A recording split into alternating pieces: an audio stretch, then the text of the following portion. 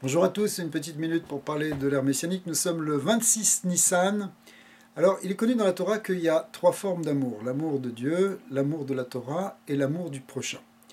Alors, les Rebbeim de Chabad ont expliqué, en particulier Rabbi Chayatz, dans un grand discours, que l'amour du prochain, finalement, c'est lui le plus essentiel. Pourquoi c'est le plus essentiel?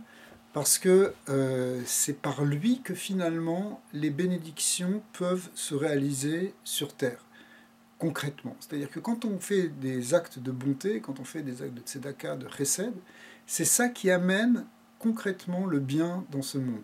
Alors ça c'est quelque chose qui est plus important, et c'est ce qui est finalement la finalité messianique.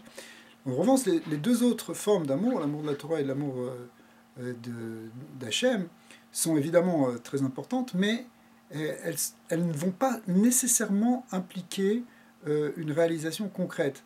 En particulier, elles ne vont pas forcément amener l'amour du prochain. Par contre, quand on aime son prochain réellement, alors finalement, on arrive aussi à aimer Hachem et à aimer la Torah, et surtout à manifester ça de manière concrète. Et c'est ça, finalement, la finalité de la Géoula. Et plus que ça, le Rabbi a dit, c'est ce qui nous reste à faire. C'est-à-dire que si on veut maintenant faire changer les choses, c'est concrètement comme ça qu'on va les faire, c'est-à-dire en développant cette forme d'amour qui est l'amour du prochain, de manière gratuite et désintéressée. On sait que le Beth Amikdash a été détruit à cause de la haine gratuite, et ce qui va le reconstruire finalement, c'est évidemment l'amour gratuit, donc des actes de bonté et de générosité qui vont s'accomplir concrètement et qui vont finir par changer à la fois les hommes et changer le monde.